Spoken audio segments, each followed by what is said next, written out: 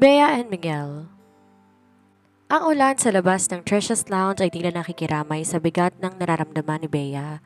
Hawak ang gusot na reseta at ang huling babala mula sa ospital, kalahating milyon. Yon ang halaga ng buhay ng kanyang ina. At sa mundong ginagalawan niya ang isang waitress na tulad niya, kailangan magbenta ng iniingatan para makakuha ng ganon kalaking halaga sa loob lamang ng isang gabi. Sigurado ka ba rito, Bea? Tanong ni Madam M, ang may-ari ng resto bar. May bakas ng pag-aalala sa boses nito habang tinitingnan ng dalaga.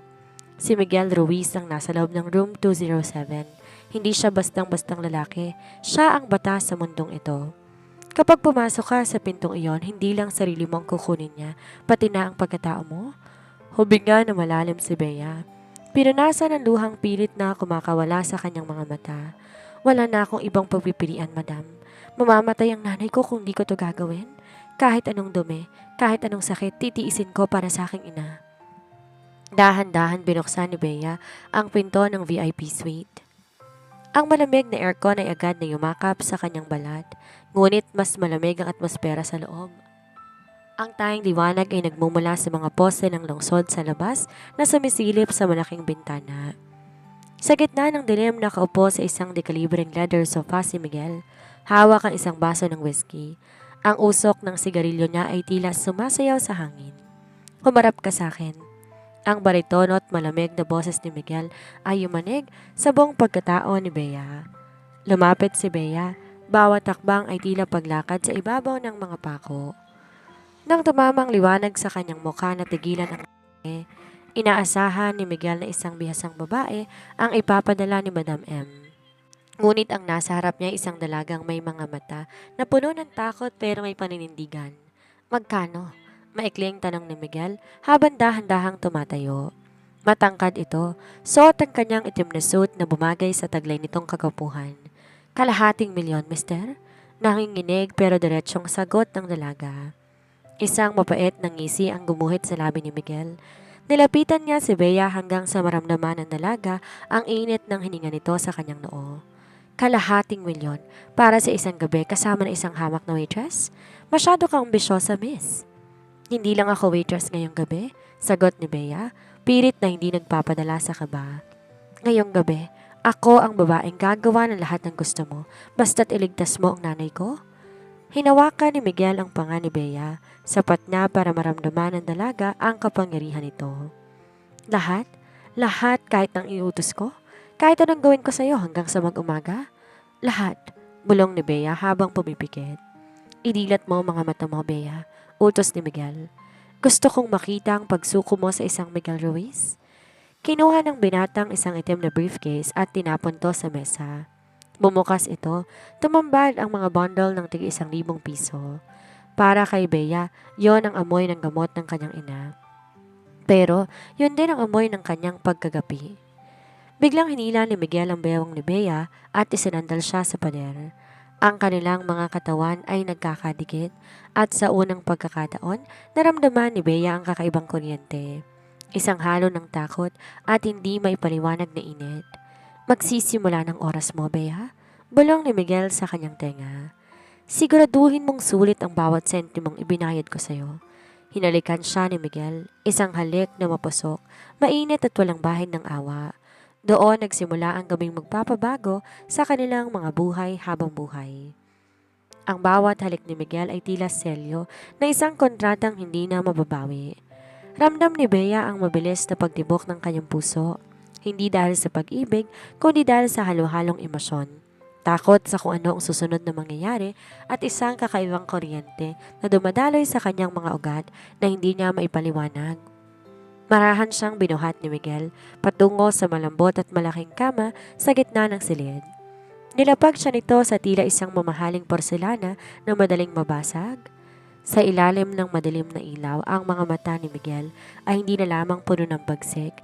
May halo itong paghanga na pilit itong itinatago sa likod ng kanyang pagiging mapagmataas. Bakit mo to ginagawa, Bea? Tanong ni Miguel habang tinatanggal ang kanyang mamahaling korbata. Maraming paraan para kumuha ng pera. Bakit ang ibenta ang sarili mo sa isang katulad ko? Napalunok si Bea. Hinigpitan ng pagkakahawak sa kumot. Dahil wala na akong oras, sir. Ang sakit ng nanay ko, hindi to naghihintay ng tamang pagkakataon at kayo lang ang may kakayahang magbigay ng halagang kailangan ko sa loob ng isang gabi. Tumitig ng malalim si Miguel sa kanya. Lumapit ito at naupo sa tabi niya. Hinawakan ni Miguel ang isang hibla ng buhok ni Bea at nilagay ito sa likod ng kanyang tenga. Ang haplos na yon hindi bastos. Ito ay marahan, halos mapagkaringa na lalong nagpalito sa nararamdaman ng dalaga. "Wag mo akong tawaging sir," bulong ni Miguel. "Ngayong gabi, hindi ako ang iyong amo at hindi ka lang basta waitress." "Ano pong itatawag ko sa inyo?" Nanginginig na tanong ni Bea. "Miguel." Sagot nito bago muling dinikit ang mga labi sa leeg ni Bea. Isang mahinang tunog ang kumawala sa bibig ni Bea na ikinagulat niya mismo. Ang bawat taplos ni Miguel ay tila nagpapalimot sa kanya ng mundo sa labas. Ang ospital, ang utang, ang kapangyarihan. Sa loob ng silid na iyon, tanging init ng balat ni Miguel at ang mabangong amoy ng sandalwood at alak ang namayani sa isipan niya. Sa kabila ng pagiging mafia boss ni Miguel na kilala sa pagiging malupit, may kakaibang lambing siya sa bawat galaw niya. Hindi siya naging marahas, sa halip, tila ninanamnam niya ang bawat sandali na kasama ang dalaga. Para naman kay Bea ang gabing yon na dapat ay puno ng pait ay unti-unti nababalot na isang kakaibang tamis na ayaw niyang aminin. "Natatakot ka ba sa akin?" Tanong muli ni Miguel habang nakatitig sa mga mata ni Bea na nangingilid ang luha. "Opo," tapat na sagot ni Bea. "Mabuti." Ngumisi si Miguel pero sa pagkakataong ito, ang ngisi ay may kasamang lambot. "Dahil kahit ako, natatakot ako sa kung anong po pwedeng gawin sa akin ng mga mata mong yan, Bea." Sa ilalim ng mga bituin na sumisilip sa bintana, sinuko ni Bea ang lahat. Ang gabing yon ay naging isang sayaw ng pagnanasa at pangailangan. Ngunit sa likod ng init ng kanilang pagsasama, hindi alam ni Bea na ang bawat sandali ay nagtatanim ng isang binhi na magiging metsa ng mas malaking gulo sa kanyang buhay. Nang magmadaling araw, habang mahimbing na natutulog si Miguel, dahan-dahang tumayo si Bea. Kinuha niya ang briefcase ng pera, tiningnan ang natutulog na lalaki, ang kanyang tagapagligtas at ang kanyang kasalanan. "Salamat, Miguel," bulong niya bago tuluyang lumabas ng silid nang walang paalam. Tumama ang malamig na hangin ng madaling araw sa mukha ni Bea paglabas niya ng hotel. Hawak niya na mahigpit ang itim na briefcase. Ang bigat nito ay tila pasa ng buong mundo. Bawat takbang niya palayo sa Tricia's Lounge ay tila pagpunit sa kanyang sariling kaluluwa. Gusto niyang magsumigaw. Gusto niyang hugasan ang kanyang balat na tila nananatili pa rin ang bakas ng mga haplos ni Miguel. Ngunit wala siyang oras para sa drama.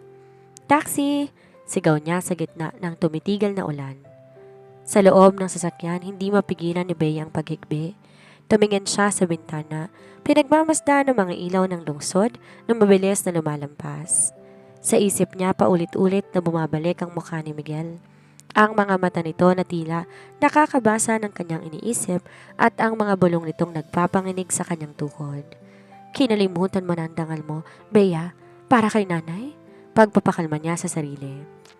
Pagdating sa ospital, mabilis siyang tumakbo sa billing section. Pinatong niya ang tumpok ng pera sa counter. Ang tingin na kahera ay puno ng pagtataka. Ngunit wala nang pakialam si Bea. Ang mahalaga, maoperahan na ang kanyang ina. Samantala, sa loob ng room 207, dahan-dahang uminumulat ni Miguel ang kanyang mga mata. Sanay siyang magising na may babaeng nakapulupot sa kanyang braso, naghihintay ng pabuya o kahit man lang isang sulyap. Ngunit sa pagkakataong to, malamig ang kabilang panig ng kama. Bumangon siya, napansin ang gusot na puting kumot. Wala nang amoy ng dalaga, tila ba isang panaginip lamang ang nangyari? Napatingin siya sa gilid ng kama. Wala na rin ang briefcase. Isang mapait na tawa ang kumawala sa lalamunan ni Miguel. "Tumakas ka pa talaga, ha?" Bulong niya sa sarili habang kinukuha ang robe. Ngunit may isang bagay na nakakuha ng kanyang atensyon. Sa ibabaw ng side table, may isang maliit na bagay na naiwanan. Isang simpleng hair clip na may disenyo ng maliliit na bulaklak. Hinawakan ito ni Miguel. Sa buong buhay niya bilang isang mafia boss, sanay siyang makuha lahat ng gusto niya sa pamamagitan ng takot o pera. Pero ang babaeng to, kinuha ang pera at iniwan siya ng walang pasabi. Hindi siya sanay na iniiwan siya sa gitna ng laban. Eksaktong bumukas ang pinto at pumasok si Ramon, ang kanyang kanang kamay.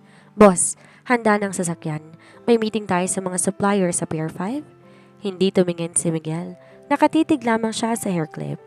Ipagpaliban mo ang meeting, Ramon? Po? Pero boss, importante yun. Hanapin mo siya. Putol ni Miguel. Ang kanyang boses ay bumalik sa pagiging yelo. Hanapin mo ang waitress na si Bea. Alamin mo kung saan siya nakatira, sinong mga kasama niya at kung saang ospital dinala ang pera. Bakit boss, dinakawan ba kayo? Tanong ni Ramon na handa nang bumunot ng armas.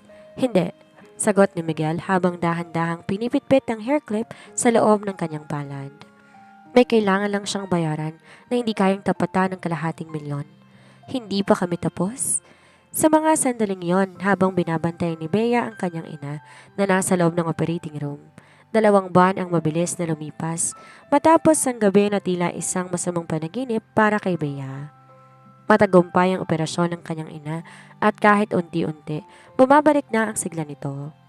Ngunit sa kabila ng kagalakan para sa magulang, may isang kakaibang bigat na nararamdaman si Bea sa kanyang sarili. Noong una, inakala niyang dahil lamang to sa puyod at pagod sa pag-aalaga sa ospital. Ngunit ang madalas na pagkahilo sa umaga at ang di may paliwanag na pagkasuka sa amoy ng paborito niyang sinangag ay nagsimulang magbigay ng takot sa kanyang puso. Sa loob ng maliit at masikip na banyo ng kanilang inuupahang bahay, nanginginig ang mga kamay ni Bea, hawak ang isang pregnancy test kit.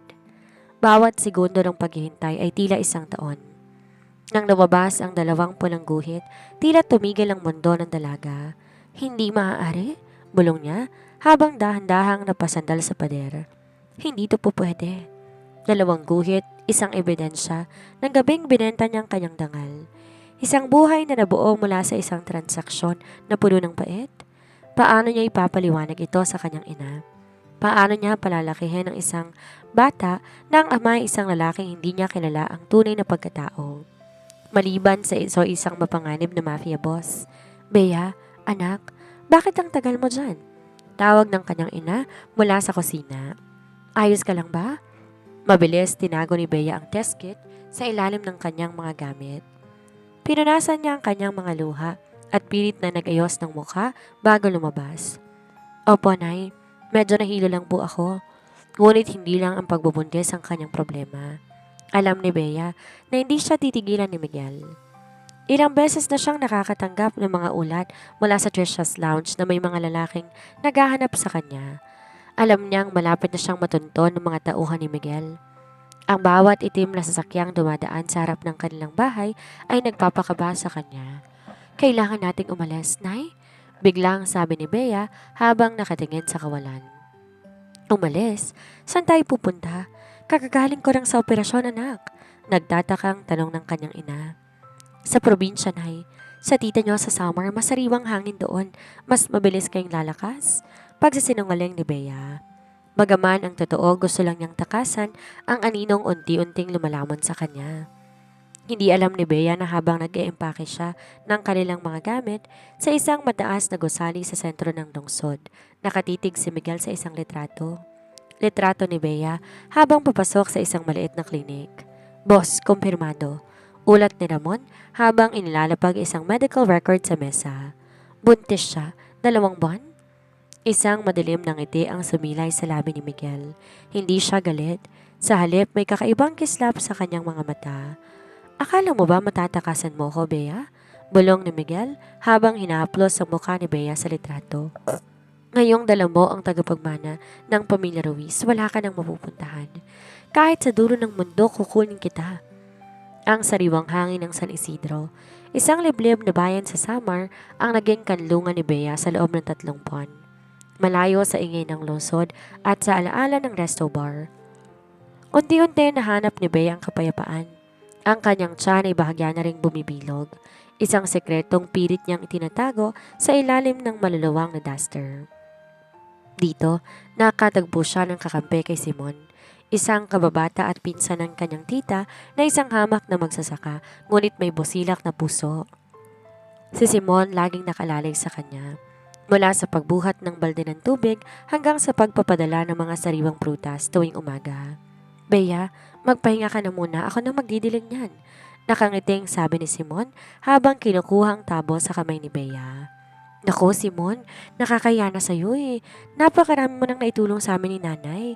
Sagot ni Bea na may kasamang matamis ng ngiti. Alam mo namang kahit ano, gagawin ko para sa'yo. Makahulog ang tugon ng binata. Sa mga sandaling yon, hinawakan ni Simon ang kamay ni Bea para alalayan to na maupo sa papag.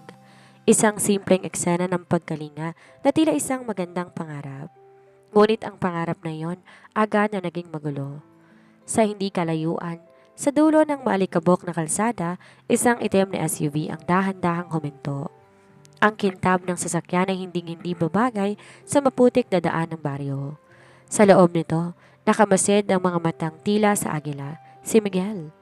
Nanginginig sa galit ang mga mata ni Miguel habang nakakayom sa manibela. 3 buwan siyang hindi nakatulog ng maayos. 3 buwan niyang sinuyod ang bansa, mahanap lang ang babaeng nagnakaw ng kanyang gabi at nagdadala ng kanyang anak. At ngayon, matapos ang lahat ng paghihirap, makikita niya itong ngumingiti sa ibang lalaki? Hindi maaari. Akin ka lang, Bea, aniya sa sarili. Sinong lalaking yan? Malamig na tanong ni Miguel kay Ramon na nasa backseat. Si Simon po, boss, kababata ni Bea. Balita sa baryo nililigawan siya. Sagot ni Ramon na agad ding napayoko ng mariin at marinig ang kuyom ng kamao ni Miguel. Nililigawan? Pag-uulit ng binata. Ang selos na naramdaman niya mas mahigpit pa sa tama ng bala. Hindi ka nakapagpigil si Miguel. Binuksan ang pinto ng sasakyan at bumaba. Ang kanyang presensya ay tila isang madilim na ulap na tumakip sa sikat ng araw. Napansin ng mga taga-baryo ang lalaking naka-Amerikana kahit napakainit ng panahon. Naramdaman ni Bea ang kakaibang kaba. Lumingon siya at doon, sa gitna ng bukid, nakita niya ang lalaking tinatakasan niya, si Miguel, nakatayo ng matuwid. Ang mga mata ay nakapako sa kamay ni Simon na nakahawak pa rin sa braso ni Bea. Miguel? Bulong ni Bea, tila nawala ng hininga. Bitawan mo siya? Ang boses ni Miguel hindi malakas, pero sapat na para marinig ang sino mang makakarinig. Lumakad siya palapit. Bawat hakbang ay nagiiwan ng takot sa paligid. Bitawan mong asawa ko. Kung ayaw mong ito ng huling araw na makakahawa ka ng kahit ano. Naguluhan si Simon pero hinarap niya si Miguel. Sino ka? Anong kailangan mo kay Bea? Di sumagot si Miguel sa halip. Isang mabilis na suntok ang pinadapo niya sa panga ni Simon na ikinatumba nito sa lupa. Miguel, wag! Sigaw ni Bea. Humarang siya sa gitna. Ano bang ginagawa mo rito? Hinarap siya ni Miguel, ang galit sa kanyang mga mata na barita na isang makahulugang tingin. Hinawakan niya ang panga ni Bea at inilapit ang mukha nito sa kanya. Akala mo ba, hahayaan kitang palakihin ang anak ko sa pili ng ibang lalaki? Nagkakamali ka, Bea. Tapos na ang tagutaguan. Umuwi ka na sa akin bilang Mrs. Ruiz? Ang katahimikan ng bukid ay napalitan ng tensyon na tila kuryenteng gumagapang sa balat ni Bea. Nakandusay pa rin si Simon sa lupa, iniinda ang bigat ng kamao ni Miguel. Habang ang mga tauhan ni Miguel ay nakapaligid sa kanilang maliit na bakuran. Anong ginagawa mo rito, Miguel? Bakit kailangan mong saktan ng mga tao rito? Nanginginig ang boses ni Bea pero ang kanyang mga mata nag-aapoy sa galit. Saktan? Humakbang si Miguel papalapit, sapat na para maamoy ni Bea ang pamilyar na bango ng mamahaling tabako at kapangyarihan. Ito ay babala pa lang, Bea. Huwag mong hahayaan ang ibang lalaki na humawak sa kung ano-anong pag-aari ko. Hindi mo ako pag-aari. Binayaran mo lang ang isang gabi ko, pero hindi ang buong buhay ko. Sigaw ni Bea, habang pilit na pinoprotektahan ang tiyan niya gamit ang kanyang mga kamay. Isang reflex na hindi nakatakas sa mapanuring tingin ni Miguel. Unti-unti lumambot ang bagsik sa mukha ni Miguel, pero napalitan to na isang seryosong otoridad. Tumingin siya ng diretsyo sa bahagyang matambok na tiyan ni Bea. Ang batang yan, pag-aari ko rin ba yan? O sasabihin mo sa magsasakang yan ang dinadala mo? Napaatras si Bea. Ang sekretong pilit niyang itinatago sa loob ng ilang buwan ay parang telang hinablot sa kanya sa gitna ng kalsada. Wala kang pakialam sa batang to. Ako magpapalaki sa kanya, malayo sa'yo, malayo sa magulo mong mundo. Biglang hinawakan ni Miguel ang magkabilang balikat ni Bea. Hindi marahas pero mahigpit. Makinig ka sa akin ng mabuti, Bea. Walang anak ang isang Ruiz na lalaki sa putikan. Walang anak ko ang lalaking hindi dala ang apelido ko. Anong ibig mong sabihin? Pakakasalan kita, deklara ni Miguel. Ang mga salitang yon na dapat ay romantiko ay parang isang utos. Hindi ito kausap, ito ay isang kasunduan. Ibibigay ko sa iyo ang lahat. Ang pinakamagaling na doktor para sa nanay mo, ang pinakaligtas na buhay para sa anak natin at ang pangalang poprotekta sa inyo habang buhay. Natawa ng mapait si Bea. Ang mga luha ay nagsisimula ng pumatak. Kasal, Miguel, hindi mo ako mahal. Ang gusto mo lamang ay ang bata dahil kailangan mo ng tagapagmana? Gagawin mo lang akong bilanggo sa gantong lungsod mo. Mas mabuti nang maging bilanggo sa piling ko kaysa maging biktima ng mga kaaway ko sa labas? Bulyaw ni Miguel. Ang boses yumanig sa paligid. Alam na ng mga kalaban ko ang tungkol sa'yo, Bea. Akala mo ligtas ka rito. Oras na malaman nilang buntis ka, magiging target kayo. Ang tayong paraan para manatili kayong buhay ay ang maging asawa ko? Natigilan si Bea. Ang takot na kanina'y para sa kanyang sarili, naging takot para sa kanyang dinadala. Tumingin siya kay Simon na pilit tumatayo at sa kanyang ina na nakasilip sa bintana na puno ng pangamba. Kung sasama ko sa'yo, hayaan mo ang mga tao rito. Huwag mo silang sasaktan. Bulong ni Bea. Ang kanyang huling depensa ay tuluyan ng gumuho. Ngumisi si Miguel, isang tagumpay na may halong pait. May deal tayo, Mrs. Ruiz. Mag-impake ka na? Lilisanin natin ang lugar na ito bago lumubog ang araw. Sa bawat takbang ni Bea pabalik sa loob ng bahay, ramdam niya ang bigat ng kadena na muling pumupulupot sa kanya.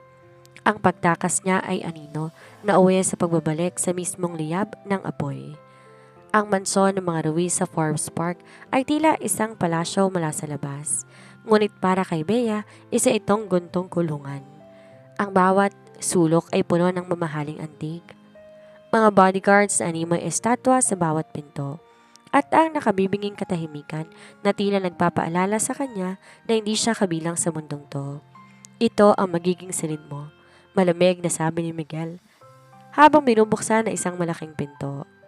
Ang loob ay punong-puno ng mga gamit ng sanggol mula sa pinakamalambot na seda hanggang sa mga kagamitang ginto. Lahat ng kailangan mo ibibigay ko, pero wag kang lalabas ng mansyon nang wala ang mga tauhan ko. Bakit, Miguel? Para siguraduhin hindi ako makakatakas? Tanong ni Bea habang hinahaplos ang kanyang tiyan na ngayon 5 buwan na. Para siguruhin ligtas ang anak ko. Sagot ni Miguel bago to tuluyang lumabas.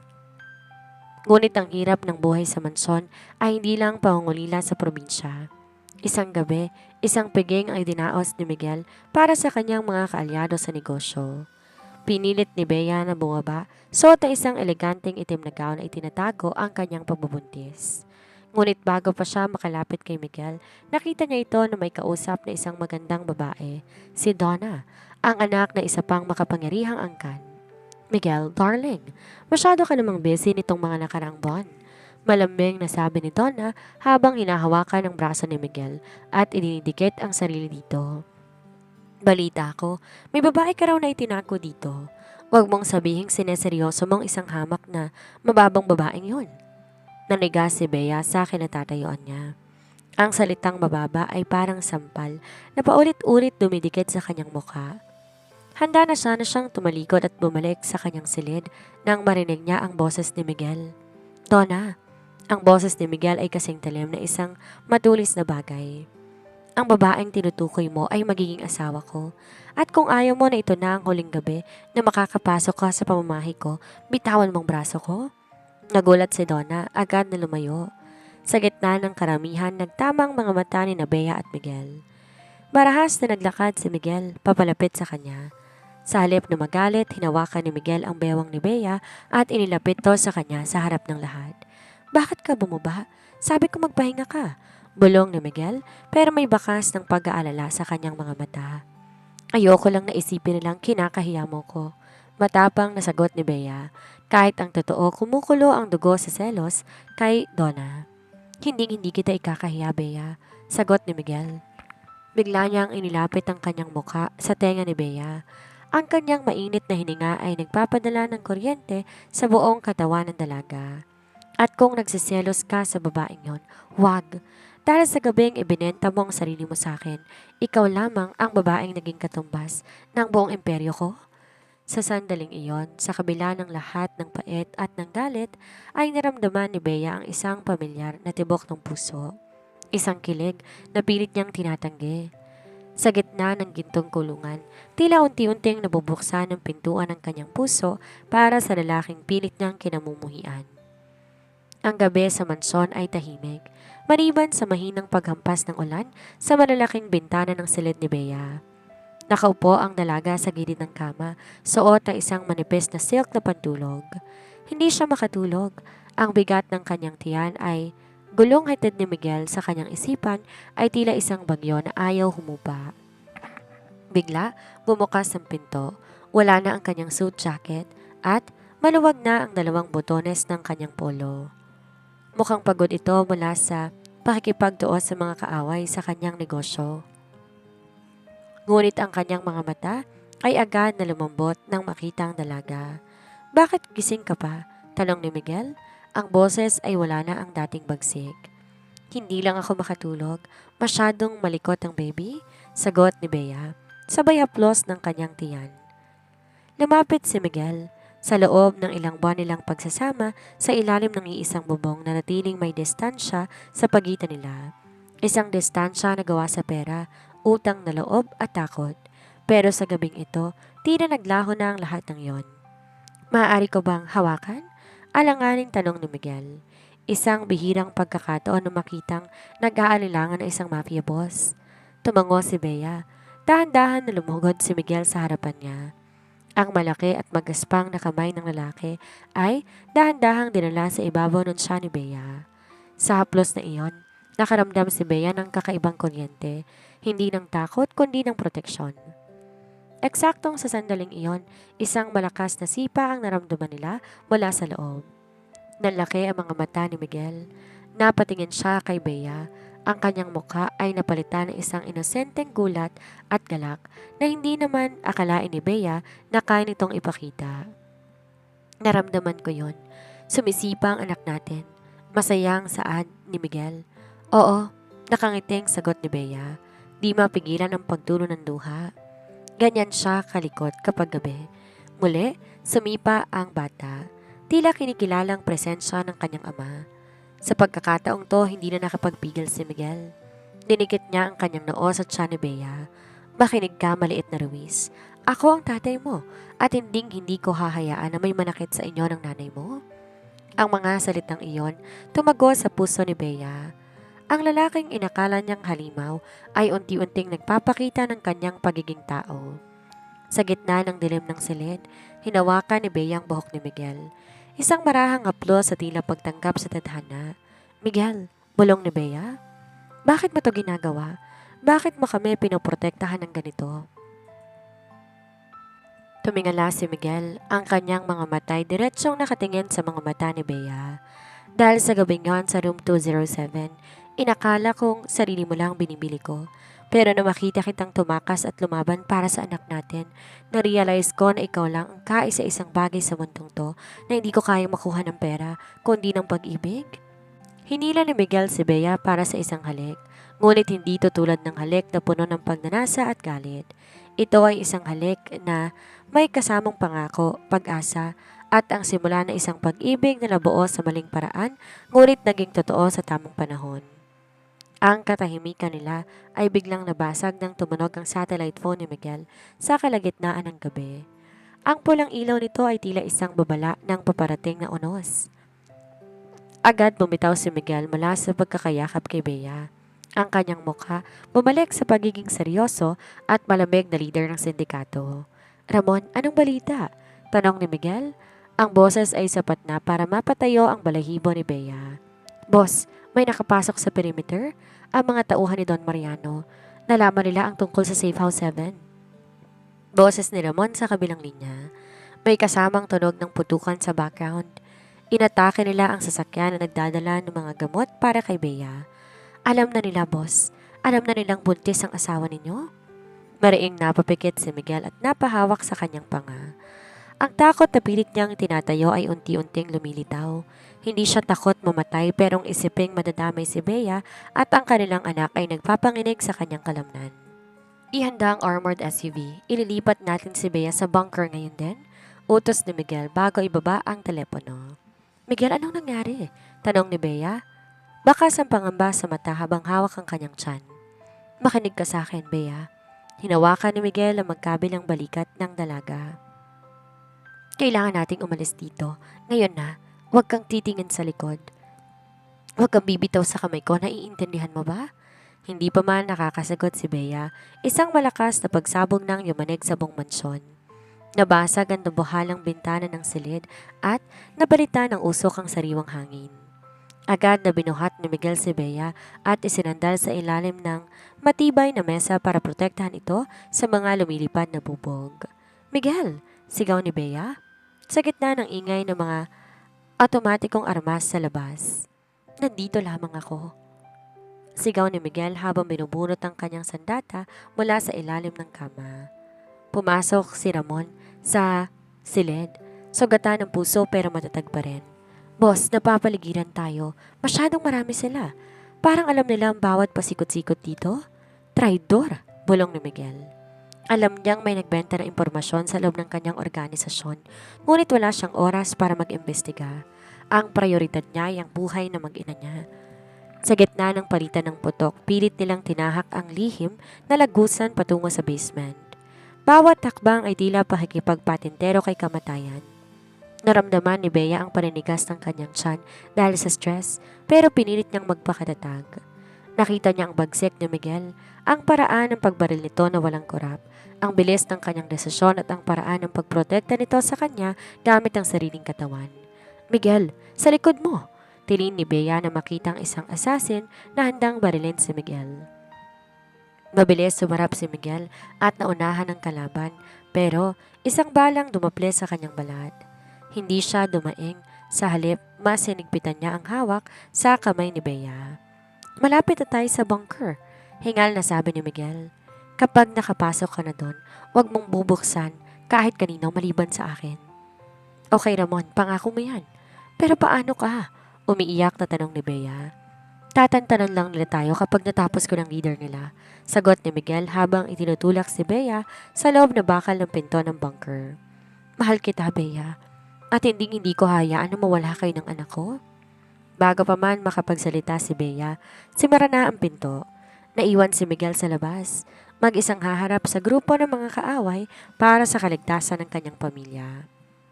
Sa loob ng bunker, ang bawat tibok ng relo ay tila tunog na isang pasabog para kay Bea.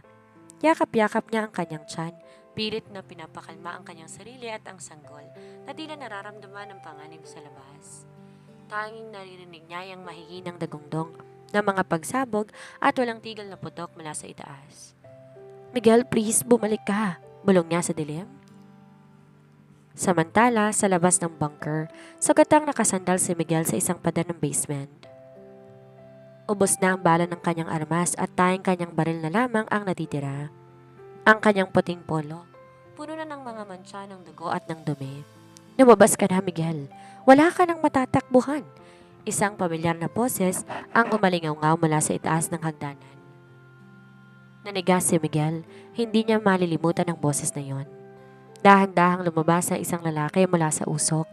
Si Ramon, ang kanyang pinagkakatiwalaang kanang kamay. Ang lalaking tinuring niyang kapatid sa loob ng maraming taon. Ikaw? Ang boses ni Miguel puno ng pait at hindi makapaniwalang galit. Bakit Ramon?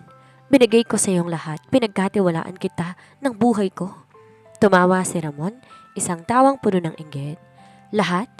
Binigyan mo ko ng tira-tira, Miguel, habang ikaw nagpapakasaya sa yaman at ngayon may pamilya pa. Ako ang tagalinis ng mga kalat mo. Binayaran ako ni Don Mariano ng halagang hindi mo kayang ibigay. Ang kailangan ko lang ikaw at ang babaeng nasa dulo ng loob ng bunker na yan. Hindi mo sila mahahawakan habang buhay ako. Sagot ni Miguel habang pilit na tumatayo kahit nanginginig ang mga binti. Maniniwala ka na rin naman. Ngumisi si Ramon. Tinaas ang kanyang armas. Ngunit bago pa man makakalabit ni Ramon ang gatilyo, isang mabilis na galaw ang ginawa ni Miguel. Inasinta niya ang gas tank na nasa gilid ng basement. Isang putok at isang dambuhalang pagsabog ang naganap. Ang lakas ng impact ay tumalsik kay Ramon patungo sa naglalagablab na apoy, habang si Miguel tumama ang ulo sa semento at nawala ng malay. Sa loob ng bunker naramdaman ni Bea ang malakas na pagyanig. "Miguel!" sigaw niya. Di niya na napigilan ang sarili. Alam niya, labag sa utos ni Miguel pero kinuha niya ang emergency lever at binuksan ang pinto ng bunker. Ang bumungad sa kanya usok at apoy. Sa gitna ng kaguluhan nakita niya si Miguel na nakandusay sa sahig, sugatan at hindi gumagalaw. Sa kabilang dako naman si Ramon na bagaman sunog ang kalahati ng mukha, pilit pang gumagapang tungo sa isang armas. "Bea, tumakbo ka!" Mahinang saan ni Miguel, pilit idinidilat ang mga mata. Ngunit hindi tumakbo si Bea. Sa halip, dinampot niya ang isang bakal na tubo na nakita sa sahig. Sa unang pagkakataon sa kanyang buhay, naramdaman ni Bea ang bagsik ng isang ina at asawang nagpoprotekta sa kanyang pamilya. Nangakmang hahawakan ni Ramon ang armas, buong lakas na inihampas ni Bea ang tubo sa kamay nito. "Huwag mong hahawakan ang asawa ko," sigaw ni Bea. Saktong dumating ang mga backup na loyalistang tauhan ni Miguel sa pamumuno ng iba't ibang mga bodyguard. Agad nilang kinuha si Ramon at mabilis na nirescue si Miguel. "Bea!" tawag ni Miguel bago siya turuyang nawala ng malay sa bisig ng dalaga. "Nandito ako, Miguel, hindi kita iiwan." Umiiyak na sabi ni Bea habang mahigpit na hawak ang kamay ng lalaking nagbigay sa kanya ng bagong buhay sa kabila ng madilim nilang nakaraan. Ang amoy ng antiseptic at mahinang tunog ng heart monitor ang tanging bumabasag sa katahimikan ng private suite sa St. Luke's Medical Center. 3 araw ang nakalipas mula nang maganap ang engkwentro sa mansyon, ngunit hanggang ngayon hindi pa rin nagigising si Miguel. Nakaupo si Bea sa tabi ng kanyang kama. Ang kanyang kamay ay mahigpit na nakahawak sa kabilang silid, sa malamig at sugatang palad ng asawa. Sa kabila ng kanyang malaking tiyan at pagod na nararamdaman, tumanggi si Bea na magpahinga sa kabilang silid. Pinapanood niya ang bawat pagtaas at pagbaba ng dibdib ni Miguel. Natatakot na sa sandaling bumikit siya baka hindi na to humingang muli. "Miguel, gumising ka na," bulong ni Bea habang hinahaplos sa mukha ng lalaking dati kinatatakutan niya pero ngayon ay tayong kaligtasan lang ang hiling niya. "Sabi mo poprotektahan mo kami ng anak mo.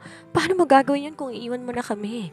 Isang luha ang pumatak mula sa mata ni Bea, dumapo sa kamay ni Miguel. Sa sandaling yon, naramdaman niya ang bahagyang paggalaw ng mga daliri ng binata. Dahan-dahang minulat ni Miguel ang kanyang mga mata. Pilit inaaninag ang liwanag hanggang sa tumuon ang kanyang paningin sa mukha ni Bea. "Bea!" paos sa tawag ni Miguel. Ang kanyang boses ay tila galing sa ilalim ng lupa. Pero para kay Bea yon ang pinakamagandang musika na narinig niya. "Miguel, salamat sa Diyos, gising ka na?" sigaw ni Bea habang mabilis na pinindot ng nurse ang call button. "Ang bata, ang anak natin," agad na tanong ni Miguel. Ang unang instinct ay ang kaligtasan ng kanyang pamilya. "Ligtas siya, Miguel.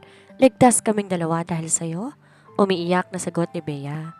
Pilit nang umiti si Miguel kahit bakas ang hirap sa bawat paghinga. Hinila niya ng bahagya ang kamay ni Bea at dinikit to sa kanyang labi. "Akala ko hindi ko na kayo makikitang muli. Nung nakita kita sa basement, nung hinarap mo si Ramon, natakot ako para sa'yo. Pero mas naramdaman ko kung gaano kita kamahal." Natigilan si Bea. Ito ang unang pagkakataon na sinabi ni Miguel ang mga salitang iyon nang walang halong pag-aalinlangan o transaksyon.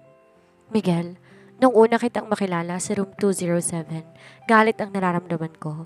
Akala ko isa ka lang mapang-aping lalaki, pero sa bawat araw na kasama kita, nakita ko ang tunay na ikaw. Hindi ka lang mafia boss. Ikaw ang lalaki nagbigay sa akin ng halaga nang pakiramdam ko ay wala talaga akong dangal. Mahal kita, Miguel, higit pa sa pasasalamat. Mahal kita dahil sa kung sino ka." Pag-amin ni Bea, ang kanyang mga mata ay nagniningning sa katapatan. Isang matamis at punong-puno ng emosyong halik ang pinagsaluhan nila sa loob ng puting silid. Wala na ang takot, wala na ang selos at wala na ang pait ng nakaraan. Ngunit sa gitna ng kanilang paglalambingan, biglang napahawak si Bea sa kanyang tiyan at napadaing, "Miguel, anong nangyayari?" Natatarantang tanong ni Miguel. pilit na bumabangon kahit may tubo pa sa katawan. Ang panubigan ko, Miguel. Lalabas na ang anak natin? Nagkagulo ang mga nurse at ang doktor na pumasok sa silid. Sa gitna ng sakit at kaba, hindi binitawan ni Miguel ang kamay ni Bea. Ang kanilang pag-iibigan ay nagsimula sa isang madilim na gabi, hahantong sa pagsilang ng isang bagong pag-asa. Ang bawat hininga ni Bea ay puno ng hirap. Ngunit sa bawat pag-ire, nararamdaman niya ang higpit ng hawak ni Miguel sa kanyang kamay. Sa loob ng delivery room, ang makapangyarihang mafia boss, tila isang ordinaryong lalaking nanginginig sa kaba, hindi bumibitaw sa kanyang asawa. Kaya mo yan, Bea. Konti na lang. Bulong ni Miguel. Ang kanyang boses ay puno ng pagsusumamo.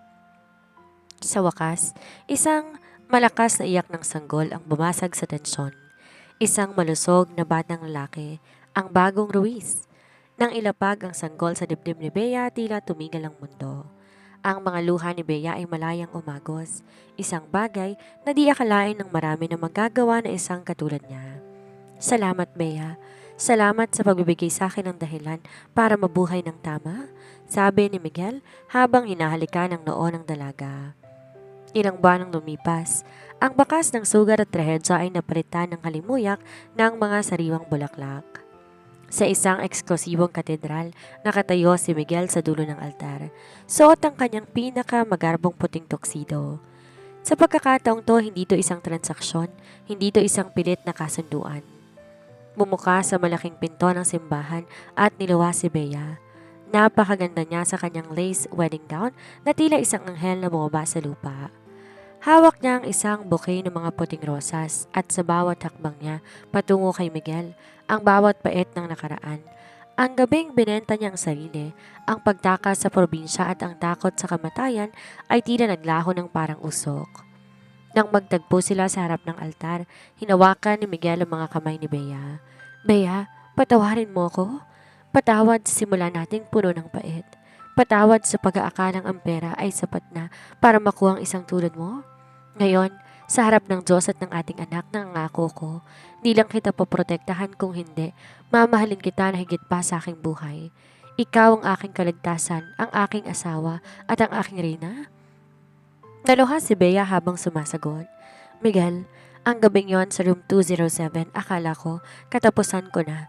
Pero yun palang simula ng aking tunay na kwento.